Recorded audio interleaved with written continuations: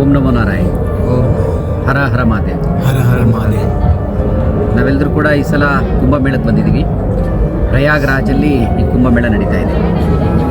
4 ಕಡೆ ಕುಂಭಮೇಳ ನಡೆಯುತ್ತೆ.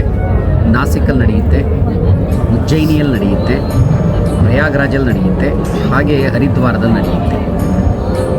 ಕುಂಭಮೇಳದ ಹಿನ್ನೆಲೆ ಏನಂದರೆ, ದೇವತೆಗಳು ಮತ್ತು ರಾಕ್ಷಸರ ಮಧ್ಯೆ ಏನು ಒಂದು ಸಮುದ್ರ ಮಂಥನ ನಡೆಯುತ್ತೆ. ಆ ಸಮುದ್ರ ಮಂಥನವನ್ನು ಮಾಡ್ತಾರೆ ಇಬ್ಬರು ಸೇರಿ.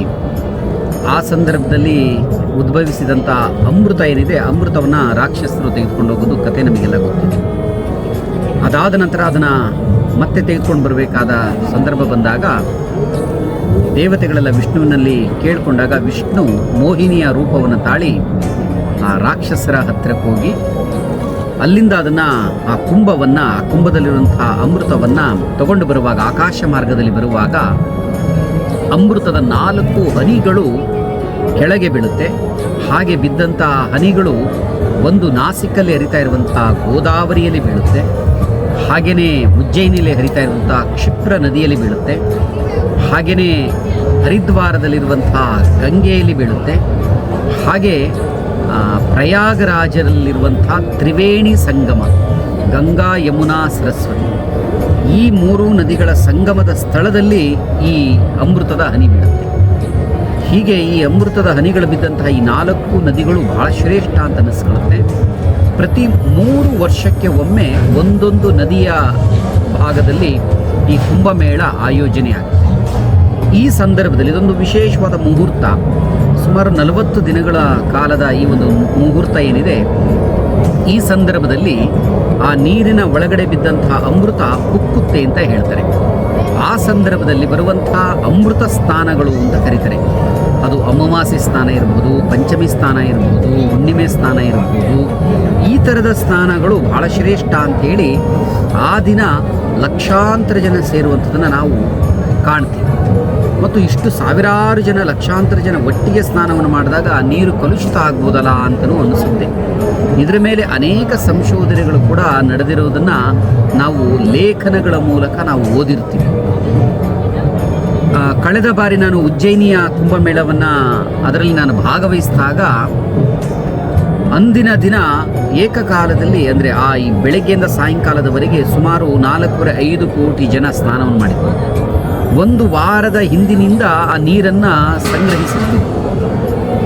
ಹೀಗೆ ಸಂಗ್ರಹಿಸಿಟ್ಟಂಥ ನೀರು ಸ್ನಾನದ ದಿನ ಮತ್ತೆ 1-2 ದಿನ ಈ ಎಲ್ಲ ನೀರಿನ ಮೇಲೆ ಸಂಶೋಧನೆಯನ್ನು ಮಾಡಿದಾಗ ಯಾವುದು ಪರಿಶುದ್ಧವಾಗಿದ್ದು ಅಂದರೆ, ಅಷ್ಟು ಜನ ಸ್ನಾನವನ್ನು ಮಾಡಿದ್ದರೂ ಕೂಡ ಅಂದಿನದ ನೀರು ಬಹಳ ಪರಿಶುದ್ಧವಾಗಿತ್ತು ಅಂಥೇಳಿ, ಇದು ಕೇವಲ ಒಂದು ಸುಮ್ಮನೆ ಆಧ್ಯಾತ್ಮಿಕ ಯಾರೋ ಹೇಳಿದಂಥ ಮಾತಲ್ಲ, ಸಂಶೋಧನೆಯ ಮೂಲಕ ಅದು ತಿಳಿದಂಥ ಸಂಗತಿ.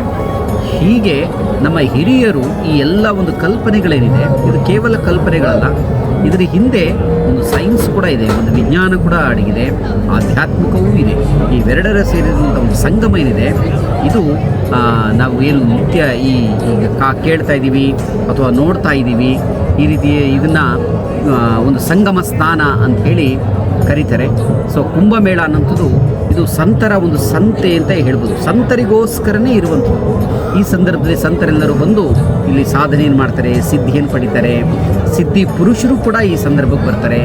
ಇಲ್ಲಿ ಯಾರು ಯಾವ ಇಚ್ಛೆಯನ್ನು, ಒಂದು ಒಳ್ಳೆಯ ಉತ್ತಮ ಆಲೋಚನೆ ಇಚ್ಛೆಗಳನ್ನು ಇಟ್ಕೊಂಡು ಬರ್ತಾರೋ, ಯಾರು ಆ ಸಾಧನೆಯಲ್ಲಿ ತೊಡಗ್ತಾರೋ ಆ ಇಚ್ಛೆಗಳೆಲ್ಲ ಈಡೇರುತ್ತೆ ಅಂತ ಹೇಳ್ತಾರೆ. ನಾವು ಕೂಡ ಸುಮಾರು ಒಂದು 130 ಜನ ಈ ಸಂದರ್ಭದಲ್ಲಿ ಬಂದಿದ್ದೀವಿ. ಪ್ರಯಾಗರಾಜಲ್ಲಿ ಈಗ ನಡೀತಾ ಇರುವಂಥ ಮಹಾಕುಂಭ ವಿಶೇಷವಾಗಿ ನೋಡಿ, ಪ್ರತಿ ಬಾರಿ 3 ವರ್ಷಕ್ಕೊಮ್ಮೆ ಬರುವಂತಹ ಕುಂಭಮೇಳದಲ್ಲಿ ಒಂದು ಬಾರಿ ಅರ್ಧ ಕುಂಭ, ಮತ್ತೊಂದು ಬಾರಿ ಪೂರ್ಣ ಕುಂಭ, ಹೀಗೆ 4 ಕಡೆ ಅರ್ಧ ಕುಂಭ, ಪೂರ್ಣ ಕುಂಭ, ಅರ್ಧ ಕುಂಭ, ಪೂರ್ಣ ಕುಂಭ ನಡೀತಾ ಇರುತ್ತೆ.